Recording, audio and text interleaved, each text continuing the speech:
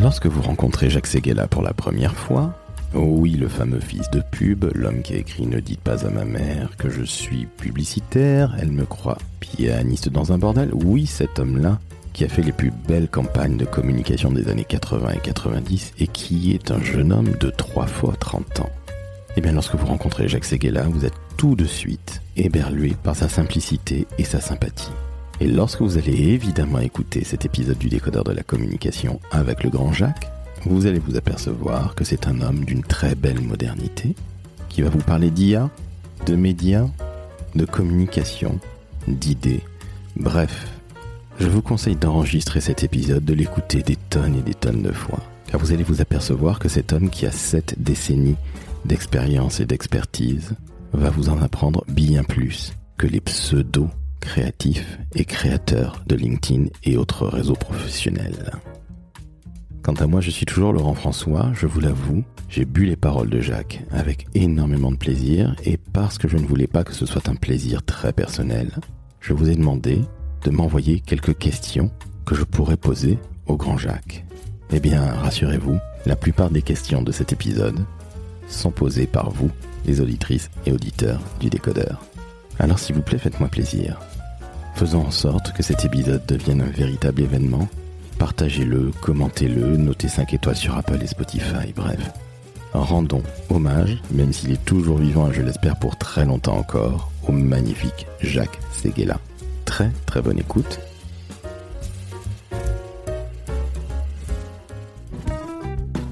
Le Décodeur de la communication, un podcast de l'agence Maverick. Salut Jacques. Salut. Merci à toi de me recevoir. Je suis extrêmement honoré, comme beaucoup de gens. C'est moi qui suis honoré. Ah bah, n'en rajoute pas. Honoré, c'est un peu un vieux mot. Hein. Bah écoute, je suis un quinca, donc si je suis un boomer, voilà. Je suis un jeune homme de 2 fois 25 ans. Et aujourd'hui, exceptionnellement, j'ai demandé à tous les auditeurs et toutes les auditrices du podcast de te poser une question, parce que justement, ils se disent, mon Dieu, Laurent va rencontrer Jacques, le grand Jacques, qui a bercé la publicité française, le capitalisme français. Donc, si tu le veux bien, je commence par une première question. Oui, le capitalisme, je ne suis pas sûr que ce soit le bon mot. L'argent n'a pas d'idées, seules les idées font de l'argent. Donc, je préfère parler de créativité, qui crée l'argent. On va commencer par une première question de Fabrice Pommier, qui est Pokémon freelance à Nantes. Bonjour frère Jacques, quel changement majeur avez-vous constaté entre la publicité des années 80 et celle de nos jours? Merci pour votre réponse. Les années 80, c'était les années du courage des annonceurs qui acceptaient nos idées complètement folles, des publicitaires qui se sentaient libérés et repoussaient les possibilités du possible et qui ont donné les grandes campagnes des années 80 qui sont inégalées aujourd'hui.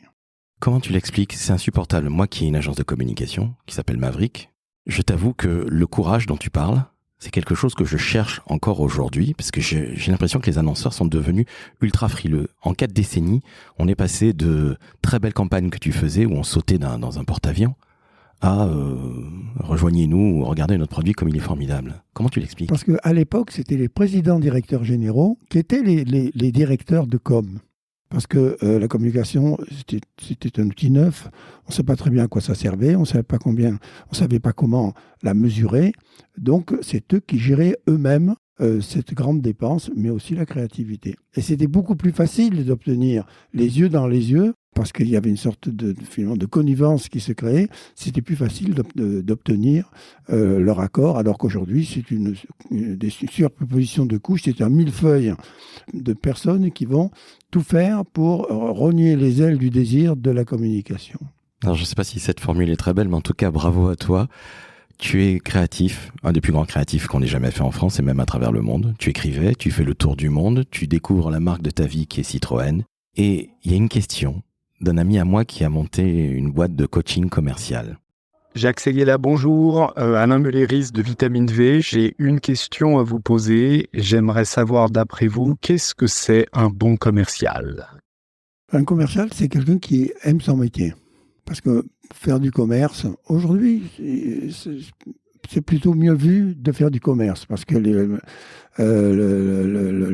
Covid est passé par là et tout le montage de nouvelles sociétés sont passés par là. À l'époque, le commerce, surtout par rapport aux autres métiers, c'était un métier un peu voyou, un peu escroc, il n'y avait pas la belle image qu'il y a là aujourd'hui et puis c'était pas le grand commerce mondial, international. Voilà, donc aujourd'hui, un commercial, il doit être fier de son métier, il doit être sûr de lui et il doit prendre la confiance de son client. C'est-à-dire que non seulement il faut que son client ait confiance en lui, mais que lui ait confiance en son client. C'est un peu comme un couple. C'est comme un mariage. De toute façon, pour moi, la pub, c'est un mariage d'amour. C'est mon dernier livre, 90 ans d'amour. Bonjour Jacques, moi c'est Céline Guérange, je suis directrice communication de l'université Sorbonne Paris Nord. La publicité a-t-elle encore un avenir ? Alors je ne parle pas de la publicité aseptisée qu'on nous propose actuellement, mais bien de la publicité totalement créative comme à l'époque d'EuroSCG. Il y a la créativité et il y a la communication. Parlons de la communication, elle a une chance exceptionnelle qui est en train de bouleverser le monde, c'est l'intelligence artificielle. L'intelligence artificielle, à la fois, c'est magique, parce que ça va permettre de faire des choses qui n'étaient pas permises avant elle. À la fois, c'est un risque, parce que si on laisse Elon Musk continuer à faire ses folies, demain, on va se retrouver des robots. On va créer une société de cyborgs. Bon. Troisièmement, c'est un petit miracle, parce que ça va nous obliger à changer. Et ça va donner justement de nouvelles ailes à la communication. Alors, on ne retrouvera plus la communication des années 80, mais ça va nous amener ailleurs et autrement, comme le disait François Mitterrand. Alors, tu as donné déjà des réponses à d'autres questions que j'avais. Bravo, félicitations Jacques. Marion Loriot, DIRCOM de la université. Comment voyez-vous l'évolution du métier de publicitaire avec le développement de l'intelligence artificielle ? Publicitaires vont-ils disparaître ? Mais pas du tout. L'intelligence artificielle, elle a beaucoup de qualités, mais ça reste une machine. Bon, la publicité, c'est un cerveau. Donc, l'intelligence artificielle elle sera terriblement efficace dans les petits métiers de la publicité. C'est eux qui vont souffrir et c'est eux qui vont disparaître. Par exemple, quand il faut faire une adaptation sur 50 pays du monde, l'intelligence artificielle, elle le fait en quelques minutes, alors qu'il faudrait quelques heures. Il fallait quelques heures jusqu'à aujourd'hui. Bon, mais c'est pas grave. Ça veut dire simplement qu'il faut, bien que cette espèce de... Je ne veux pas parler middle class de la publicité, mais de ces jeunes qui arrivent à un moment donné à cette étape-là de la publicité, c'est-à-dire des petites tâches de la publicité. C'est là il faut savoir que c'est l'intelligence artificielle qui va les faire à leur place. Donc, il faut les former à passer au stade au-dessus. Et le stade au-dessus, c'est de comprendre l'intelligence artificielle, de savoir l'utiliser, de savoir en parler, de savoir et de lui apprendre le plus possible, pas avoir ce qu'elle n'aura jamais, c'est-à-dire un cerveau, mais à se rapprocher du cerveau humain. Toi qui écris et qui a écrit une trentaine de livres, est-ce que tu penses qu'un jour, un livre sera écrit par l'intelligence artificielle ? Oui, il pourrait être écrit aujourd'hui. L'intelligence artificielle, moi, j'ai déjà utilisé beaucoup.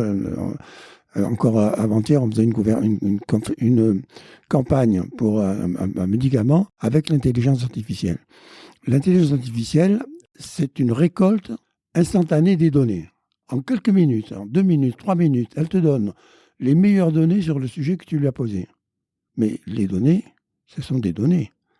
Or, là, moi j'ai vu, en 70 ans de métier, tous les 10 ans, la publicité changeait totalement comme elle est en train de changer aujourd'hui. Il n'y a qu'une seule chose qui n'a pas changé, c'est l'idée. La publicité a été et restera d'avoir une idée. C'est quoi une idée ? C'est très simple. Pose à un annonceur la question suivante: que devient la neige lorsqu'il fond ? Il te répondra: de l'eau. Voilà, une réponse d'annonceur, incolore, inodore, sans saveur. Pas pour moi, pas pour un créatif. Pour un créatif, lorsque la neige fond, elle devient le printemps. L'intelligence artificielle ne te fera jamais ça. Elle ne peut pas y arriver. Elle n'a pas les neurones. Elle n'a pas le cœur. Voilà, c'est une machine exceptionnelle, mais elle restera une machine. Bonjour Jacques, c'est Séverine Adam, directrice de la communication de la ville et de l'agglo d'Épernay. À l'heure des réseaux sociaux et des influenceurs, la pub classique est-elle encore utile ? Mais bien sûr, parce que la pub classique, d'abord, elle a des idées, ce que les réseaux sociaux n'ont pas. Les réseaux sociaux, ils charrient les immondices qu'on leur propose, et au milieu de ces immondices, il y a quelques pièces d'or qui sont justement les traces de la publicité, mais qui est tellement environnée de saloperies que les annonceurs sont en train de se dire, mais est-ce que le seul fait de côtoyer ces fanges des réseaux sociaux n'atteint pas notre propre image. Et il y a beaucoup d'annonceurs, surtout américains, qui sont déjà réveillés, qui ont supprimé l'argent qu'ils investissaient dans les réseaux sociaux, parce que par capillarité, ils disent la merdouille qui nous entoure nous revient à la face. Et nous, notre métier, c'est de protéger notre marque et de ne pas la laisser se laisser altérer par ce qui n'est qu'après tout que des torrents de merde. Tu parlais d'Elon Musk, qui a repris Twitter, qui s'appelle maintenant X. Qu'est-ce que tu en penses justement ? Parce que c'est exactement ça, selon moi. Il y a beaucoup de gens qui retirent leur budget publicitaire. Qu'est-ce que tu en penses, toi ? Oui, moi j'écris un livre dont il est un des personnages. Il y en a 15 autres, mais c'est un des personnages, certainement le plus fou, le plus génial, le plus dangereux, le plus tout. Il est le meilleur et le pire. Dans ses bonnes actions, il crée Tesla, il révolutionne la voiture. Et il le fait lui-même, il couche le soir avec ses ouvriers dans un matelas au pied d'une voiture, il prend des risques fous, etc. Et il crée le plus grand phénomène que l'automobile ait connu depuis que l'automobile existe. Bon. Maintenant, les Chinois sont en train de faire mieux que lui, mais il aura marqué ça à tout jamais, et surtout, ça a fait sa fortune. Bon. Et puis, en parallèle de ça, quand il se met à greffer dans un cerveau humain une puce électronique, là je dis attention, comment lui a-t-on laissé le droit de faire ça ? Comment peut-on lui laisser le droit d'exploiter ça si jamais ça donnait des résultats ? Je ne comprends pas que l'ensemble des gouvernements du monde ne l'ait pas remis à sa place. On est bien d'accord, c'est extrêmement flippant, il n'y a pas d'autre terme. Tout ce qui se passe. C'est aussi extrêmement excitant. 2024, c'est sensationnel. Est-ce que tu penses avoir vécu quelque chose d'aussi excitant dans tes 7 décennies de carrière, Jacques ? Pour moi, chaque jour est un événement. J'arrive dans mon bureau, je ne sais même pas avec qui j'ai rendez-vous, et j'en sors à 8 heures du soir. Et je n'arrête pas de remplir les dossiers, de voir les gens, de reprendre au téléphone. Donc la publicité, elle est instantanée. Et elle est permanente. Il n'y a pas d'entrée, il n'y a pas de fin. C'est un fluide. Bon. Et c'est pour ça que c'est un métier très beau, parce qu'il faut se fondre dans ce fluide. C'est ce qui te rend toujours aussi jeune ? Je ne sais pas si la publicité rajeunit, mais en tout cas, la publicité, elle est marchande d'optimisme. Les optimistes ont inventé l'avion, les pessimistes le parachute. Moi, je n'ai qu'une seule qualité, je suis optimiste. Même quand je prends un caillou dans la gueule, je dis écoute, tu es pas mort, donc c'est pas grave, on va se faire recoudre et demain matin on repart à l'agence. Donc moi je crois que la petite réputation que j'ai, elle est due aux mots. Moi, si j'ai un petit talent, c'est le talent des mots. Mon grand-père à moi, spirituel, c'est Jacques Prévert. Il y a ceux qui croient croire, ceux qui croient. C'est lui qui a inventé la punchline, c'est lui qui a inventé le style publicitaire, etc. On ne me remerciera jamais, mais les mots, c'est un livre exceptionnel. Bon. Donc, j'ai compris dès le départ de la publicité que les publicitaires n'aimaient pas la publicité. Ils faisaient ce métier-là parce qu'ils n'avaient pas pu réussir dans un autre métier. Et il n'y avait pas les grandes écoles de publicité comme elles ont aujourd'hui. C'était un peu des métiers de paria. D'ailleurs, moi, mon premier livre sur la publicité, il y a 50 ans, son titre était « Ne dites pas à ma mère que je suis dans la publicité, elle me croit pianiste dans un bordel ». Mais c'était vrai. Ma mère, qui était médecin, qui était mariée à mon père, qui était un radiologue, donc une sorte de savant à l'époque, était tellement gênée que je sois dans la publicité que quand elle me présentait à ses copines, elle me disait « Je vous présente mon fils, docteur en pharmacie. » Je dis, mais non, maman, je suis docteur en pharmacie, mais je ne suis pas pharmacien. Je suis publicitaire. Chut, tais-toi, je vais perdre mes amis si tu dis que tu es publicitaire. Bon, et aujourd'hui, c'est le contraire. Donc, j'ai compris que si on voulait réussir dans ce métier, il fallait aimer la pub profondément, il fallait tout lui donner. Et plus tu donnes à la puce, plus elle te donne. Plus tu aimes la pub, plus elle t'aime. Plus tu la glorifies, plus elle te glorifie. Et c'est la règle de base pour réussir dans ce métier. Et je me suis dit, mais il faut d'abord faire ta pub. Et quand tu auras fait ta pub, les annonceurs vont venir te voir et tu vas te défoncer pour que cette pub soit meilleure que celle des autres. Et c'est parce que j'ai écrit 35 livres, parce que j'en ai écrit 35, mais mon 36e est à l'écriture aujourd'hui, parce que moi, je ne laisse pas passer une journée sans avoir écrit ne serait-ce que 10 lignes. Je me lève à 6 heures du matin, et puis j'écris mes 10 lignes, et puis je saute retrouver un avion, retrouver un annonceur, revoir à mon bureau, mais je n'interdis jamais le fil d'un livre. Il me faut 1 an pour l'écrire, puis 1 an pour le réécrire, parce que je le réécris 10 fois, 1 fois par mois. Alors je le relis, quoi. Mais chaque fois, il y a une dizaine de corrections qui se font, etc. Et parce que je suis très soucieux de la forme définitive, de l'écriture définitive. Mais je pense que si les gens me connaissent un peu, c'est parce qu'à un moment donné, ils sont tombés sur un de mes livres, ils ont lu un de mes livres, ils ont entendu parler d'un de mes livres. D'ailleurs, le livre, beaucoup de gens ne le lisent pas, mais les livres, ils existent. Ce sont des objets de culture. Et le seul fait de les manipuler, de lire la 4e de couverture, de les feuilleter un peu, te nourrit. Et c'est comme ça que les livres se feuillettent plus qu'ils ne se lisent par une majorité de gens, mais le feuilletage suffit déjà à commencer à être imbibé par le poids des mots. Justement, Jacques, je reviens sur un de tes livres que tu as écrit, que j'ai lu, j'en ai lu plusieurs, dont Tous égaux, sur l'histoire d'Havas.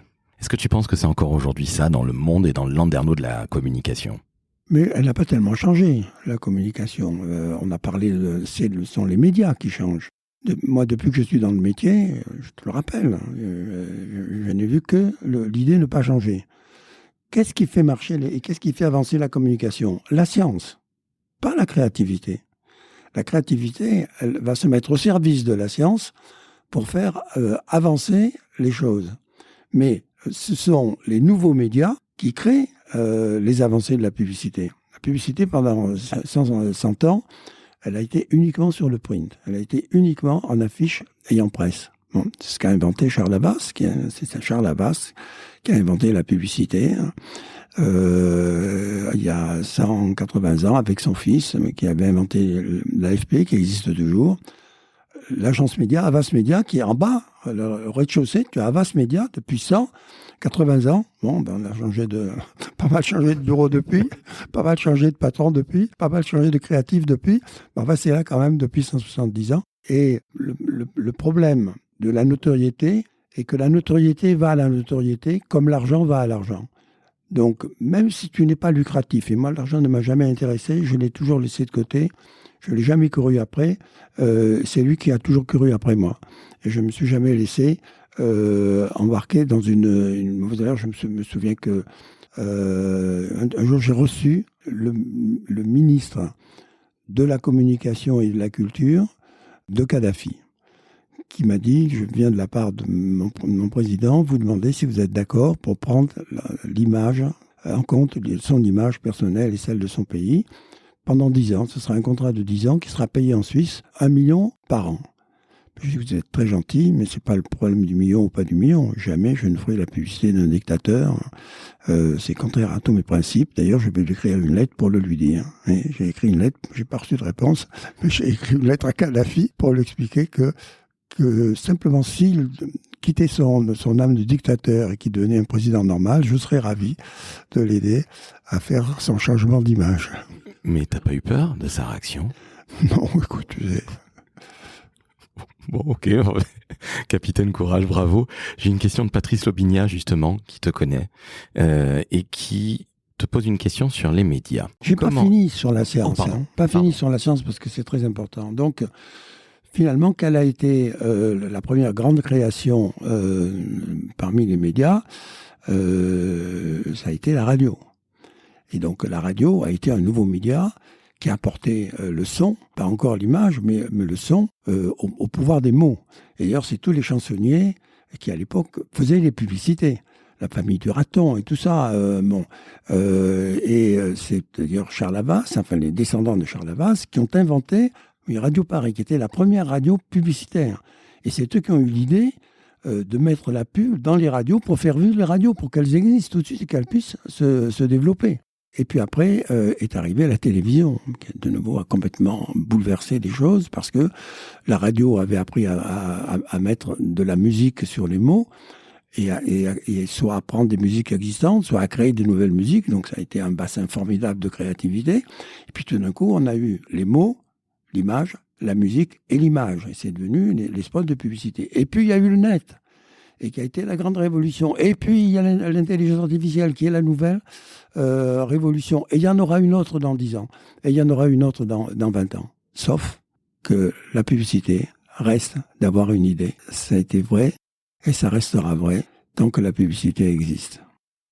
Comment tu as eu toutes ces idées? Comment tu as encore toutes ces idées? Parce que tu ne passes pas une journée sans écrire à minima 10 lignes, tu viens de le dire. Les idées, c'est ce qui fait avancer le monde, on est bien d'accord. Comment elles viennent et comment tu pourrais donner des conseils pour que les gens aient des idées, tant que faire se peut, de bonnes? Moi, je crois que c'est inné. Je ne veux pas parler de don parce que assez d'égotisme comme ça. Bon. Mais oui, il y a le don des mots. Prévert avait le don des mots, c'était le grand maître des dos. Moi, mon seul petit talent, c'est celui des mots. D'ailleurs, quand j'ai un problème, j'écris une lettre et ça règle le problème. Quand un client décide de nous quitter, moi, je ne dors pas de la nuit. Je passe ma vie à écrire une lettre. Et je la lui fais porter le lendemain matin avec des roses. Et je lui explique pourquoi il ne faut pas qu'il nous quitte. Qu'on a fait telle et telle faute, qu'on n'aurait pas dû faire, qu'on ne recommencera pas à faire, que finalement c'est lui qui a raison et qu'il faut le suivre dans telle autre direction, ou bien que là on a raison mais lui a tort et donc il faut qu'on se reveuille, qu'on en reparle. Et tu ne peux pas savoir combien d'annonceurs j'ai rattrapés alors qu'ils étaient pratiquement dans leur tête, qu'ils nous avaient déjà quittés. D'ailleurs, après 70 ans, Citroën est toujours dans l'agence. Bravo, félicitations. J'allais te demander le taux de closing, si je puis dire, mais apparemment, beaucoup de gens restent quand tu leur écris. C'est l'effet Séguéla, ça. Bon, félicitations. J'ai une question de Patrice Lobignat sur les médias, justement, j'en rebondis. Bonjour Jacques, merci de nous avoir tant inspirés durant ces dernières décennies. Et je voudrais te poser une question concernant les médias qui sont aujourd'hui en chute libre. Comment les aider à sortir de cette crise de la publicité dans les médias classiques? Et comment faire en sorte qu'ils puissent à nouveau être tournés vers la qualité de l'information? Merci. Mais la publicité, elle est information, mais c'est une information matérialiste. Et si on la laisse simplement sur le terrain du matérialisme, elle perd sa vraie réalité, qui est la poésie. Et toutes les grandes pubs sont des pubs poétiques, romantiques. C'est pour ça que moi je dis que la première qualité d'un publicitaire, c'est d'aimer l'amour. Et d'avoir l'amour de son métier, et l'amour de ce qu'il fait, et l'amour des autres, et l'amour des marques. Tu sais, je vais te raconter une histoire. Bon. 3 semaines après que François Mitterrand ait été élu, je reçois un coup de fil de François Mitterrand. Il dit « Allô, c'est François Mitterrand ?» J'ai cru que c'était un gag. Parce que moi, tous mes copains m'avaient déjà dit « Alors, tu te prends pour Mitterrand, etc. » Je dis « Oui, écoute, on m'a déjà fait 2 fois ce matin. » C'est que là, c'est le président. Bon, pardon, président. Venez déjeuner avec moi. Bon, j'arrive à l'Élysée, on déjeune dans sa petite salle à manger du bar. Et il me dit « Séguéla, vous m'avez fait un très beau cadeau avec votre campagne, parce que moi, j'ai voulu que ma campagne soit gratuite. » Parce que je m'étais aperçu qu'on avait 10 ans de retard sur les anglo-saxons pour la communication d'État et la communication politique.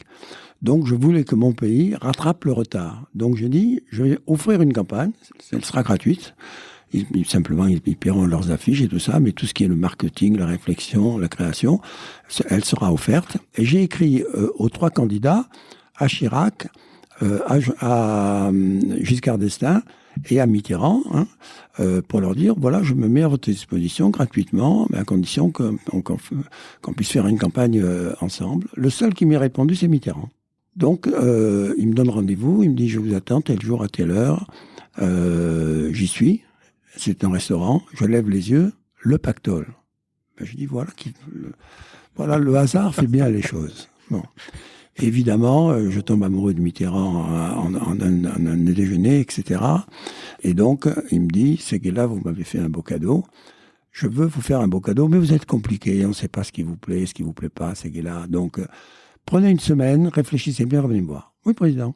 Semaine après, bonjour, monsieur le président, j'ai trouvé. Ah bon? Qu'est-ce que vous voulez? Je veux une journée du Dalai Lama. Mais c'est que là, vous êtes fou. Mais c'est que là, vous êtes toujours des idées ridicules. Mais qu'est-ce qui vous prend? Vous pensez que moi, j'appuie sur un bouton et que le Dalai Lama vient dans mon bureau, il est là-bas dans son monastère, il n'en bougera plus? Non. Bon, président, moi, c'est le Dalai Lama ou rien. Allez, c'est que là, sortez. Bon. 3 mois se passent. Coup de fil de sa secrétaire qui dit: le président donne un dîner un peu particulier ce soir, il aimerait bien que vous soyez là avec Sophie, ma femme. Écoutez, on arrive. Bon, 8h, on est à l'Élysée, Madame Mitterrand, François Mitterrand, Sophie, moi, chaise vide. 5 minutes, 15 minutes, arrive le Dalai Lama. Et Mitterrand, lui, écoute, je vous ai invité à déjeuner avec mon publicitaire, parce que c'est le prix qu'il voulait pour le cadeau qu'il m'a fait. Et d'ailleurs, il dit: mais qu'est-ce que vous voulez faire de moi? Monsieur le Dalai Lama, je crois qu'on l'appelait maître. Moi, je voudrais, parce que à 20 ans, je suis parti avec ma 2 chevaux, j'ai passé 3 mois en Inde. Et puis, à mon retour, j'ai repris ma 2 chevaux et j'ai fait le tour du monde. Et de nouveau, j'ai repassé un mois en Inde. J'ai été captivé par l'hindouisme, par la philosophie indienne. Je trouve que vous avez une religion. Vous avez fait d'une religion une philosophie. Or, les religions, c'est la guerre et la philosophie, c'est la paix. Et moi, je voudrais que vous fassiez passer ce message sur les jeunes Français. Donc, je vais demander le grand amphi de la Sorbonne. Toutes les 20 minutes, on va changer d'étudiant et toute la journée, vous allez répondre à leurs questions. Et c'est ce qui s'est passé. Mais le plus extraordinaire, c'est quand il a démarré, c'était 8h du matin, il y avait Daniel Mitterrand, le Dalai Lama, moi à côté. Il a démarré en disant: je vais vous raconter une fable tibétaine. C'est un vieux bonze qui donne à son jeune disciple sa première leçon de philosophie. Et qui lui dit: c'est très simple. Je vais te poser 3 questions. Tu réfléchis bien, tu me réponds. Première question: quel est l'envers du blanc? Le noir. Je te dis de réfléchir, c'est la bonne réponse, mais réfléchis. Attention, deuxième question. Quel est l'envers du jour? Et là, le jeune disciple serre les mains, réfléchit et dit: maître, je vois qu'une seule réponse. C'est la nuit. Bravo. Tu as réfléchi, c'est la bonne réponse. Troisième et dernière réponse. Quel est l'envers de la vie? Le disciple réfléchit et dit: maître, je vois qu'une seule réponse, c'est la mort. Tu n'as rien compris, lui dit le vieux bonze. L'envers de la vie, c'est la naissance. Chaque jour doit être une picouse de renaissance qu'il faut insuffler dans ses veines. Je me suis dit: mais 75% des produits qu'on a consommés au siècle dernier, j'en ai créé quelques-uns, sont morts avec le siècle. 75% des produits, des marques que l'on consomme aujourd'hui vont mourir avec le siècle. Bon. Donc, mon métier n'est pas simplement de vendre des yaourts et des voitures. Mon métier, c'est de faire que Danone, dans 100 ans, dans 200 ans, dans 300 ans, soit toujours là, et que Citroën, dans 100 ans, dans 200 ans, soit toujours là. Car, finalement, les marques sont la seule chose que les humains ont demandé qui soit éternelle. Notre-Dame a brûlé, et elle rebrûla un jour, et un jour elle s'effondrera. Mais les marques, si elles sont bien faites, il y a des marques... On a dans l'agence, on a des marques qui ont 300 ans. Et donc, ce qui est capital dans une marque, c'est de trouver ce parapluie face à l'éternité. Car nous sommes des fabricants d'éternité. Or, quelle est la seule chose qui soit éternelle sur Terre? C'est l'âme. Donc, notre métier de publicitaire, c'est donner une âme à nos marques. Est-ce que tu crois en les forces de l'esprit, comme disait un certain bien François? Oui, bien sûr. Moi, je crois que... Bon, c'est une allégorie un peu ridicule que je vais dire, mais pour moi, la mort est une porte. Je veux que ce soit une porte. Je ne veux pas que ce soit de la douleur, je ne veux pas que ce soit un enterrement, je ne veux pas que ce soit une échappée, je veux que ce soit une porte. Et je veux pouvoir ouvrir la porte. Et derrière la porte, qu'est-ce qu'il y aura? Il y aura peut-être rien, il y aura peut-être de la poussière, il y aura peut-être, comme le pensent les Indiens, il y aura peut-être une réincarnation, il y aura peut-être, grâce à l'intelligence artificielle, une vie éternelle, et peut-être que là-haut, il y aura une agence de pub qui me dira: écoutez, tu es sympa, viens nous donner un coup de main, Dieu a besoin de faire une campagne sur la Terre. Je suis intimement convaincu que tu retrouveras David Ogilvy, Bill Bernbach, qui sont mes grands, en tout cas mes grandes références, figures de moi proue. aussi. Ah ouais, tiens, c'est quoi tes références de la pub? Bill Bernbach voulait nous racheter quand on était très jeunes. L'agence devait avoir 5 ans.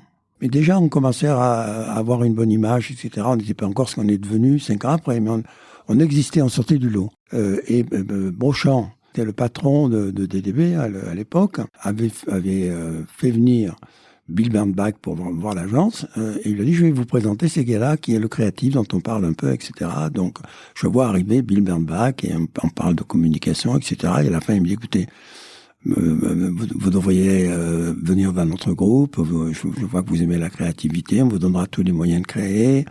C'est dommage, vous êtes une petite agence, vous allez mettre 20 ans à exister, vous n'arriverez jamais à dépasser Publicis. Donc, venez me voir à New York. Bon, je vais le voir à New York, il nous met dans les mains de son patron international qui était nul. Donc on refuse. Mais moi, avant de le quitter, je lui dis, est-ce que vous m'autorisez tous les ans à venir vous voir pour un petit déjeuner, pour que vous me disiez ce que je dois faire dans l'année qui vient? Et il me dit oui. Et je le fais. Et pratiquement tous les ans, en tout cas tous les 2 ans, j'ai pris l'avion, je suis allé voir Bill, et puis je suis revenu. La dernière fois que je l'ai vu, il nous a quittés 3 mois après. Je lui ai dit, mais Bill, maintenant on devient une grande agence, on va devenir international, on va créer notre première agence à New York. Quel est le conseil que tu nous donnes? Il dit, toi, à partir de maintenant, tu n'as qu'un métier, c'est créer l'esprit créatif dans les agences et le préserver. Sacrée mission que M. Bernbach te donne. Juste pour nos amis jeunes, dans DDB, le seul qui était en or, c'était justement Bill Bernbach. J'ai une question d'un créatif, un jeune créatif qui s'appelle Morvan Lerest et qui te dit...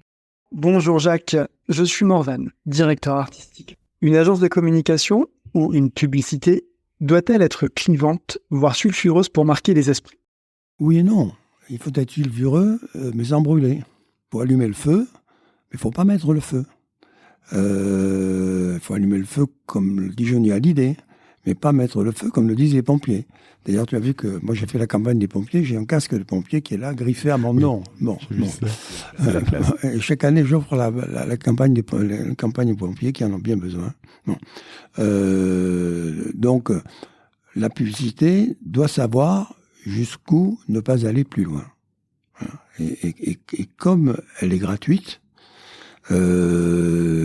si on passe ces bornes-là, puis on est directement responsable. D'ailleurs, la publicité est le seul métier du monde où le mensonge est puni par la loi. On peut aller en prison. Si c'était vrai pour les journalistes, peut-être qu'ils s'y réfléchiraient à 2 fois. Et on le voit, nos amis influenceurs qu'on a appelés influvoleurs sont en train de prendre un petit peu cher. Je te pose une question, je reviens toujours au monde des agences, puis après on va passer à la com politique, parce qu'il y a plein de gens qui voulaient te poser des questions. J'ai Jean-François Granac, qui est directeur marketing et communication chez Rhenus Logistics, et qui pose une question assez intéressante. Jacques Seguela, bonjour. On peut voir plein d'innovations dans le secteur industriel.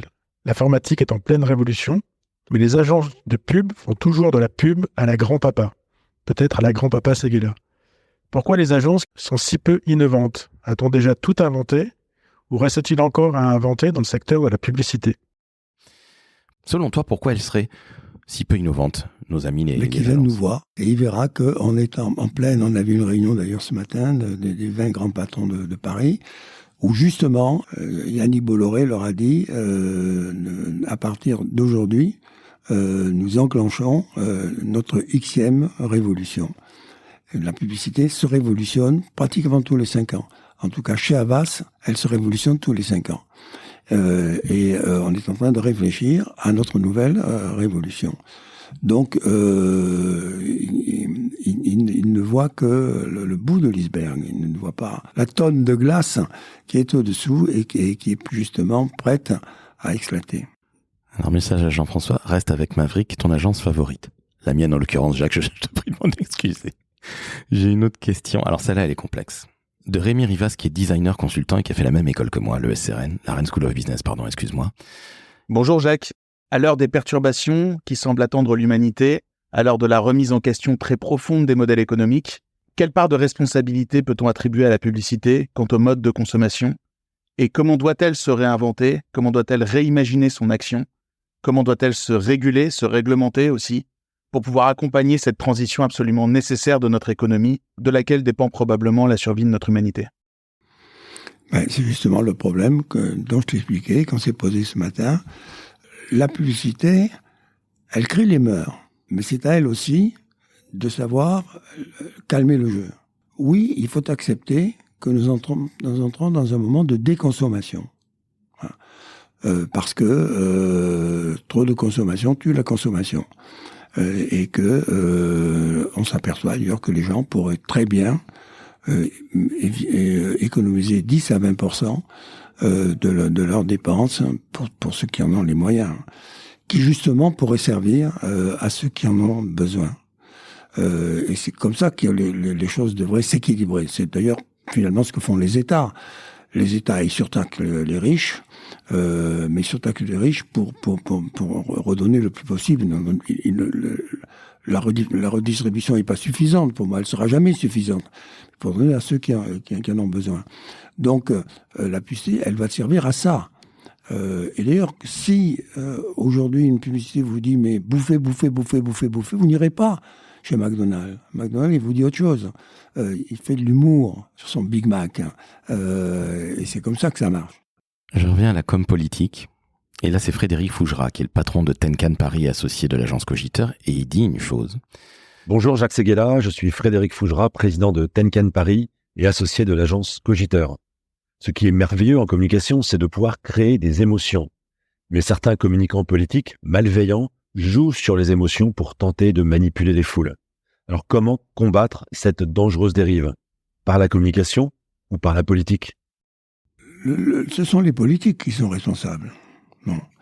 Je dirais d'ailleurs que ce sont plutôt les chaînes d'infos qui sont responsables. Parce que c'est elles qui décident de la politique. C'est elles d'inviter celui qu'il faut quand il ne faut pas et celui qu'il ne faut pas quand il faut. Ils font exprès pour justement créer le trouble, pour créer de l'audience, pour créer la magie de l'information, d'aller chercher toujours le pire et de toujours préférer le pire au meilleur. Donc la publicité, elle a le rôle au contraire de révéler qui sera votre président. Pourquoi la Force Tranquille a eu un tel succès? C'est un slogan finalement très simple. J'ai même découvert qu'il avait servi au lait. 10 ans avant Mitterrand, il y avait eu une pub qu'on m'a envoyée un jour où il y avait un verre de lait et il y avait écrit « La Force Tranquille » en haut. Si j'avais reçu avant, j'aurais jamais pu faire ma campagne. Bon, mais qu'est-ce que les Français attendaient de François Mitterrand? Qu'ils nous disent qui il était profondément. Parce qu'on disait, il est de gauche, il est d'extra-gauche, il va faire venir les chars russes vont être dans Paris, il ne saura pas gérer le pays, etc. Et moi, quand j'ai beaucoup parlé avec François Mitterrand avant d'en arriver au slogan. Et il m'avait dit, écoutez, moi, je veux pas la révolution, je veux une évolution des choses. Bon. Et puis, moi, j'en ai marre qu'on me traite de timide, de ceci, de cela. Moi, quand vous me connaissez bien, je suis très doux à l'extérieur, très dur à l'intérieur. Alors, faites-moi quelque chose avec ça. Ben, c'est lui qui avait inventé la Force Tranquille. Il fallait ce qu'il pensait, mais ce qu'il était. Et c'est parce qu'il a été la Force Tranquille et qu'il ne s'est jamais départi de sa Force Tranquille qu'il est devenu le grand président qu'il est aujourd'hui. Et plus le temps passe, plus il devient un des présidents préférés des Français. Il est maintenant le numéro 2 après De Gaulle. Il a dépassé Chirac, il a dépassé Giscard d'Estaing. Bon. C'est parce que tout le monde s'aperçoit qu'il est encore notre Force Tranquille dans les esprits. Justement, une question de David Bessis qui travaille chez Rubix. Bonjour Jacques. Je voulais savoir si, que ce soit en com politique ou en pub, vous auriez aimé travailler dans notre monde d'aujourd'hui, c'est-à-dire à l'ère des réseaux sociaux où tout le monde potentiellement est un communicant. Mais moi, je trouve que aujourd'hui, le meilleur communicant de nos politiques, c'est Attal. Il a été choisi pour ça. Il a ça dans le sang. Je le connais un peu. Moi, j'ai eu des échanges un peu avec lui. Je le trouvais très intelligent, très fragile à l'extérieur, mais une cuirasse à l'intérieur. C'est cette force qui est formidable. Il a la jeunesse, mais il a une jeunesse maîtrisée. Et surtout, c'est celui qui communique le mieux. Il a l'art de la communication. Et il a l'art des mots simples. Il a l'art des mots qui touchent. Il parle avec le cœur. Les autres parlent avec leur tête. C'est pas le même genre de dialogue, c'est pas le même genre de communication. Donc, si les gros méchants loups ne le dévorent pas dans les années qui viennent, je pense qu'il sera un des premiers présidentiables.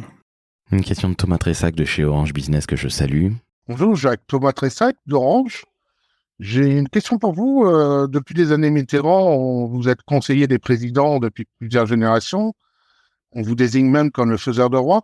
Du coup, quel regard vous portez sur la communication politique aujourd'hui et sur la société en général? Merci. Mais la communication politique, il n'y en a pas, hein, puisque la communication politique, c'est... d'ailleurs, on va voir quels vont être les slogans et les affiches et les films de l'Europe. Mais j'attends le pire. Bon. Ça veut dire que il ne faut pas traiter la communication politique en politique. Il faut la traiter en produits qui ont droit de vie et de mort sur une société. Donc des produits inflammables pour lesquels il faut faire extrêmement attention et auxquels il faut réfléchir à 100 fois avant de les imprimer sur une affiche ou d'en faire un sujet de film. Une question de Karine Bach, qui est rédactrice freelance, qui t'admire. Merci. Elle est du côté d'Aubernay, pays de la bière.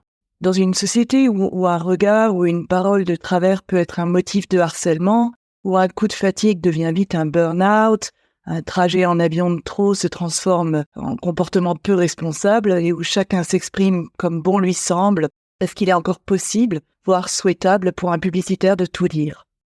On est là pour mettre un peu de rose dans le noir. On est là pour que les gens soient heureux.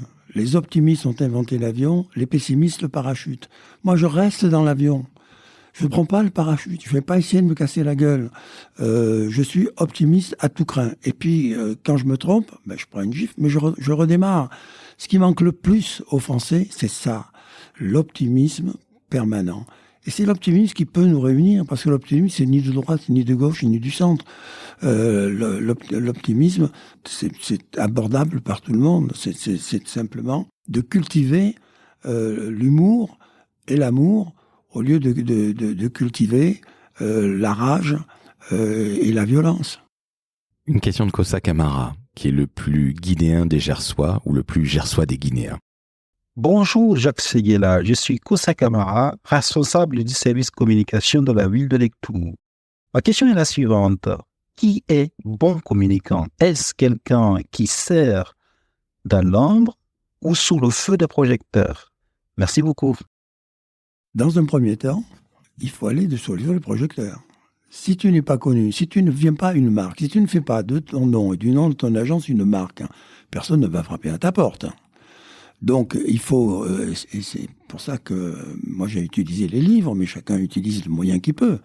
Et si j'en ai écrit 35, c'est pour aller au bout du bout de la création de ma marque. C'est pas moi qui resterai, c'est ma marque. Et c'est le premier métier d'un publicitaire. Mais cette marque, après, il faut pas l'utiliser à faire n'importe quoi. Car il y a peu de métiers qui ont besoin d'autant de maîtrise d'eux-mêmes que les autres. Parce que la publicité, elle a justement un effet sur les gens, donc on n'a pas le droit d'utiliser cet effet à mauvais endroit. Il faut le faire qu'avec une prudence absolue et justement se battre à la fois pour l'immortalité des marques, à la fois pour un monde meilleur, à la fois pour ce qui nous manque le plus aujourd'hui, un rassemblement des cœurs et des idées et des volontés et des esprits et d'appliquer ça non pas à la politique mais à la France, ça changerait la façon d'être. Si toutes les émissions d'information donnaient la part qu'elles offrent aujourd'hui à la politique, si elles donnaient la part au mieux vivre, et dont la publicité ferait partie, il y aurait un changement d'humeur, il y aurait un changement de vie. Mais Jacques, tu sais bien que les bonnes nouvelles ne font pas vendre. C'est pas vrai. La publicité, elle a créé des bonnes nouvelles qui font vendre. Je l'attendais, celle-là. Une question de Marie Maquet. Bonjour, je m'appelle Marie Maquet. Je travaille dans la communication publique. On connaît votre penchant pour l'affiche qui prône la concision et la concentration du message. Vous avez déclaré « L'affiche, c'est le média des mots dans un siècle qui ne vit que par l'image ». Aussi, je me demandais ce que vous pensiez du développement de l'affichage digital. Est-ce pas un abus de langage qui a plus à voir avec la vidéo qu'avec l'art de l'affichage print ? L'affiche a été le plus beau média du monde quand elle a été créée, c'est-à-dire en même temps que la publicité. Charles Havas, il faisait des petites annonces et il a eu l'idée un jour de faire une grande annonce pour lui-même, pour présenter sa société. Et il a montré qu'il s'occupait des médias, qu'il s'occupait de ceci, qu'il s'occupait de cela, qu'il s'occupait des traductions. Et alors que les gens le faisaient sur des tout petits espaces, lui, il a pris une pleine page du journal. Tout le monde l'a traité pour un fou. Et c'est comme ça qu'il a inventé la publicité. Et ça s'est reproduit sur les affiches. Les affiches qui ont été les plus belles campagnes du monde, les plus créatives, les plus culturelles, les plus visuelles, ce sont les affiches des années 1900 jusqu'à 1980. C'est là que ça s'est arrêté. La dernière grande affiche que j'ai faite, c'est avec Savignac pour le relancement de Citroën. Et puis d'ailleurs, les publicitaires ont tué l'affiche. Parce que au lieu d'aller vers les affichistes, qui étaient des vrais créatifs, etc., ils sont allés vers l'image. Et l'image l'a emporté parce que tout le monde pouvait faire des images, alors que tout le monde ne pouvait pas être Savignac ou un autre grand affichiste, ou Mucha, ou tous les grands affichistes. Non. Savignac lui-même disait « L'affiche, c'est un cri. L'affiche, c'est une tache noire sur un fond blanc ou une tache blanche sur un fond noir. Une affiche, c'est violent. Une affiche, c'est un tout. Une affiche... c'est ce qui reste quand on a tout oublié. On a tout oublié des films qu'on a pu voir ces dernières semaines. Et pourtant, il y en a des centaines qu'on a vus. Il suffit qu'il y ait une bonne affiche dans la rue pour que ce soit de tel qu'on soit. Je ne comprends pas qu'on abandonne l'affiche d'hier pour l'affiche de demain. On est en train de corrompre l'affiche en voulant faire de l'affiche une télé. Non, l'affiche n'est pas une télé. L'affiche est un print. Je suis tout à fait d'accord. Si tu m'accordes encore 3 dernières questions, Jacques. Bonjour Jacques, je suis Stéphane Hydrac, délégué général d'une organisation professionnelle, l'Association française de chiropraxie. Je suis aussi une ancienne DIRCOM publique. Les techniques de la publicité et du marketing imprègnent de plus en plus la com publique, politique, institutionnelle. Et vous avez été, en matière de communication publique et politique surtout, l'un des pionniers. À l'époque, en quoi votre expérience de publicitaire a-t-elle été un atout ? Quelles compétences et techniques propres à la publicité avez-vous mobilisées en 81 ? Mais moi, c'était un budget comme un autre, sauf qu'il était personnel, parce que d'abord, je ne voulais pas gêner l'agence et prendre du temps de l'agence. L'agence était en pleine explosion, etc. Donc moi, j'exigeais qu'on travaille sur la campagne de Mitterrand qu'à partir de 20h le soir jusqu'à minuit. Le boulot sur Mitterrand s'est fait en dehors des heures de l'agence. D'autant que dans l'agence, il y avait des gens qui étaient de droite, d'autres qui étaient de gauche. Notre président lui-même, Roux, je peux le dire, parce qu'il l'a dit suffisamment lui-même, était vraiment de droite. D'ailleurs, il est allé défiler avec De Gaulle. Moi, j'étais vraiment de gauche. Et je suis allé mettre quelques pavés sur la tête des flics, mais j'en ai pas touché un par bonheur. Donc, il y a eu très peu d'heures de boulot. Moi, j'ai simplement, quand j'ai vu pour la première fois François Mitterrand et qu'il m'a choisi, je lui ai dit, Monsieur le Président, je vous demande qu'une seule chose, je veux que cette campagne soit un tête-à-tête. Je veux pas qu'il y ait 42 socialistes autour de nous qui se mêlent de tout et de rien. Il m'a dit, mais je suis d'accord, moi aussi, c'est ce qui m'intéresse, moi je connais rien à la communication, donc vous allez m'apprendre la communication. Ben, j'ai dit, écoutez, moi je connais rien à la politique, mais vous allez m'apprendre la politique. Pari tenu. On va se voir jusqu'à l'élection, c'est-à-dire pendant 6 mois, on va se voir tous les lundis matins de midi à 1h. Bien, ça se passe comme ça. Et puis au bout de la 3e quand même lundi, il me dit, écoutez, Séguéla, je perds mon temps. Vous comprendrez jamais rien à la politique, vous êtes nuls, vous n'avez aucune culture, vous savez pas de quoi vous parlez.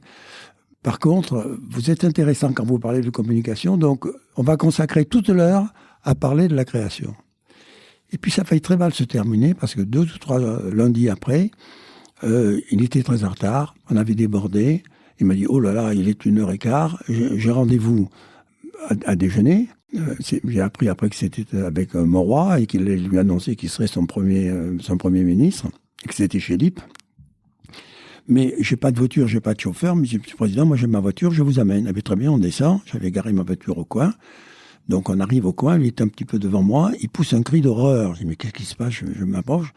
C'était une Rolls. J'avais oublié que, comme un imbécile, j'avais une Rolls.